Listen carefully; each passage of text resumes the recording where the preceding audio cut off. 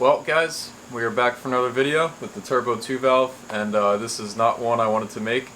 I got a little story for you guys, so let's get into it. So we haven't been making videos with the Turbo 2 valve because something went horribly wrong, and I will explain to you guys now what happened. So 2 weeks ago, I was driving home from Austin's house, and I was on some back roads. I think I made a small pull from second to third gear. I actually took a video of it, so I'll put it up on the screen now.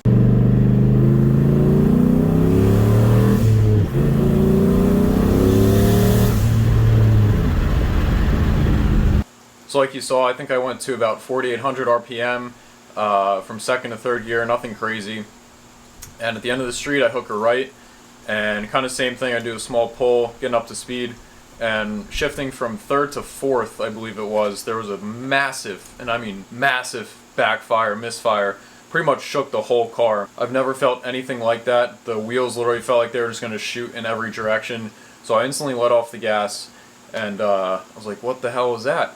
And I give it some gas in third gear after a couple seconds, and the car just started bogging out. I couldn't even give it gas really. So I was pretty nervous. I was like, shit, I might have to pull over. I don't know what's going on. And I managed to limp it up the hill and then down a pretty good sized hill and hooked a right. Blew right through a red light because I just wanted to keep the momentum, and got to my parents' house. Luckily it was right around the corner. So that night I pulled the plug, and I could put a picture up of what it looked like, and it was pretty gnarly. Pretty much the tip of the spark plug flattened completely from that massive misfire backfire. And still doing some research now on what exactly happened, but I was like, shit, that's not good. So I went to the store, bought the exact same spark plug, put it in, we hooked up his scanner, did some testing, we were revving it out, and about, I think, 2,800 or so RPM, the computer scanner detected a misfire, and it actually did not re-flatten the plug, but it was weird. It was like intermittent. It would drive around the block fine, and then if you got it up to speed, it would do the same thing, just not as bad. Misfire, backfire, and still kind of in limp mode. You couldn't really give it too much gas. So upon further research and asking people on like Facebook forums and such, apparently it's a kind of a common issue with running these NGK TR6 spark plugs. The tip of the spark plug protrudes far enough out where if there's detonation in the cylinder, which this is what I had, detonation in cylinder 3, it pretty much either touches the piston, or there's so much heat from the spark plug because they run so hot. The NGK is a hotter plug. So much heat in the cylinder that it causes the detonation and flattens the spark plug. So I think that's what happened, and there's a multitude of possibilities of why. There's poor fuel. Maybe I filled up at the gas station and the fuel wasn't where it had to be. I always put 93 in this car. It could have been in a fuel injector, which we're going to test next. Could have been an ignition coil, but we did debunk the ignition coil through testing, so we're pretty sure it's not ignition coil. So yeah, either bad fuel injector, could also be a tune related issue, but we kind of debunked that because of several reasons. But one major reason, I've been driving this car hard since February, since when we finished the build, and I've literally had zero issues with it up until now. So I highly doubt it's the tune.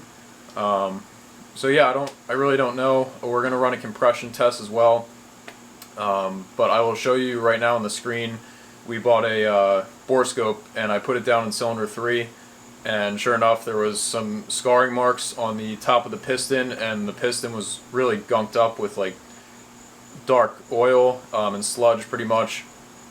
And I was able to move the bore scope a little bit to one side, and I saw what I'm like 99% sure the ringland on the corner up against the cylinder wall was not there. It was, you could see the corner on the left, and it's supposed to be a certain way throughout, and it was not, so it was missing.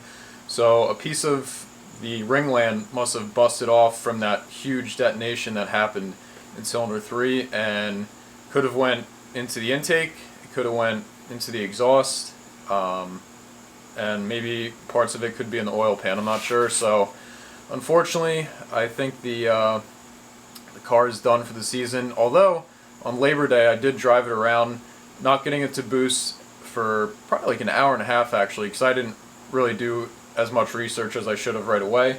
And the car did phenomenal all day. It was a blast to drive, beautiful day out. So it does run and drive, and people in the forums have said that this has happened to them, and the rings do still seal enough where you can still drive the car under normal conditions. So I think that's kind of why that is.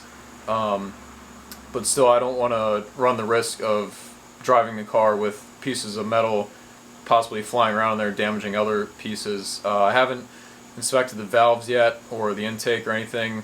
Best case scenario, maybe it's shot out the exhaust and it's gone, it's not in there. Worst case scenario, some other parts received some carnage as well. So it was kind of bound to happen. I mean, we were running 435 horsepower to the wheel, 458 foot-pounds of torque, and usually what goes first is, you know, the connecting rods, but I guess there was just so much force at the peak torque curve. So we are going to inspect the other cylinders and see what's going on in there. But yeah, like I said, it's probably done for the season. And actually this weekend my buddy is flying out to Jersey, and we might pull the motor, and obviously would make a cool video about that. So stay tuned, have your notification bell on for that. That would be cool. I'm obviously looking into kits through Straight Line Solutions. They offer a 600 horsepower kit and 750 horsepower kit, and then up and above. I kind of got to weigh out the options of how much money I want to put into this car, and so on and so forth.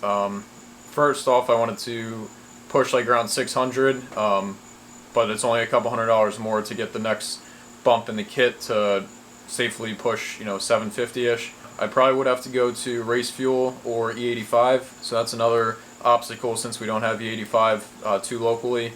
But yeah, drop a comment below what you guys think we should do. We're definitely going to pull the motor because we have to inspect everything, drop the oil pan, pretty much tear this thing completely down, and should be interesting. Definitely curious to see the carnage on that one piston, and maybe the other pistons are shot too, but I doubt it. At least fingers crossed, hoping not. But regardless, probably getting all forged internals, and we're going to up the boost, and this thing's going to be an absolute ripper next year. Really sucks. I was looking forward to driving the car all fall and enjoying it, and yeah, this happened on not even a hard pull, so it's kind of disappointing, but you know, it was kind of bound to happen, pushing that much power through the stock bottom end, and I knew I was playing with fire, so it is what it is. You know, I had a lot of fun from earlier this year when we finished it until now. Did